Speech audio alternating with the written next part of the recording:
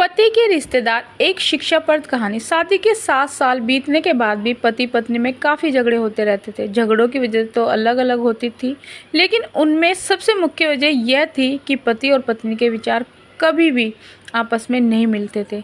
जहाँ पति स्वभाव से नेक, सेवाभावी और सबके प्रति सम्मान रखने वाला था, वहीं पत्नी का स्वभाव स्वार्थी और भेदभाव करने वाला था। पति पत्नी के स्वभाव और उसके व्यवहार से तंग आ गया था। वह हमेशा कोशिश करता रहता कि पत्नी का आचरण और स्वभाव में किसी तरह बदलाव आए। पत्नी अपने ससुराल साइड के रिश्तेदारों के साथ कभी सीधे मुंह बात ना करती।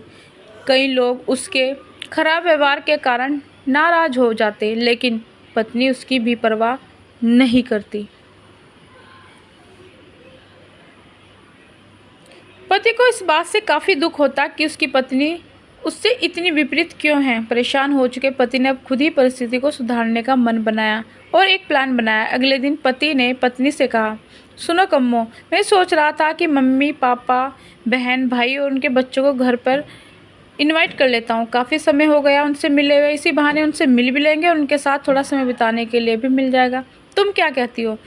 पत्नी के चेहरे से साफ दिख रहा था कि उसे वो आइडिया पसंद नहीं आया, लेकिन उसने पति का मन रखने के लिए बेमन से हाँ कह दिया। पति खुश हो गया और पत्नी को अगले दिन अच्छा खाना बनाने के लिए बोलकर सभी को फ़ोन करके बड़े प्यार से अपने घर आने के लिए न्योता देने लगा। जब पति फ़ोन पर बिजी था तो पत्नी सोच रही थी, ये आदमी भिन्न है, फालतू के कामों में बाज नहीं आएगा। क्या ज़रूरत है सबको घर बुलाने की? सब मेरे घर आएंगे और राजाओं की तरह ऑर्डर करेंगे और दोस्तों की दासी की तरह उनकी सेवा करूंगी। नहीं नहीं, मैं ऐसा नहीं होने दूंगी। अच्छा खाना तो क्या, मैं इन्हें सादा खाना भी नसीब नहीं होने दूंगी। देखती हूँ कितनी देर टिकते हैं ये लोग मेरे घर। अगले दिन सुबह पति काफ़ी खुश था। जब सिर्फ 2 ही घंटे बचे थे सभी मेहमानों को आने के लिए, पति ने अपनी पत्नी से पूछा, अच्छा बताओ तो सही, आज सबको खाने में क्या स्पेशल खिलाने वाली हो? पत्नी मुंह बनाते हुए बोली, स्पेशल खाना क्यों? तुम्हारे माँ बाप, भाई बहन कोई मेहमान थोड़ी है, उनके लिए कोई स्पेशल खाना नहीं बनाया मैंने। वह भी वही खाएंगे जो हम खाते हैं। आज घर में सिर्फ दाल चावल बना है, क्योंकि और कुछ बनाने के लिए सामान नहीं था। पत्नी के बात सुनकर पति को गुस्सा आ गया और बोला, तुम कभी नहीं सुधरोगी।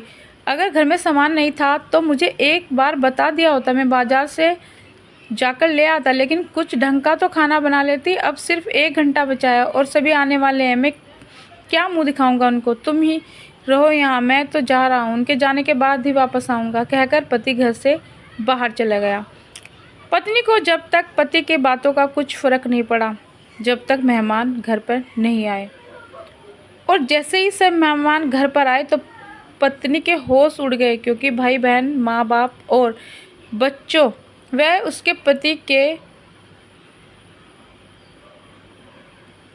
नहीं थे, बल्कि उसी के थे। यानी कि पति ने अपने माँ बाप को नहीं, अपने ससुराल वालों को खाने पर इनवाइट किया था।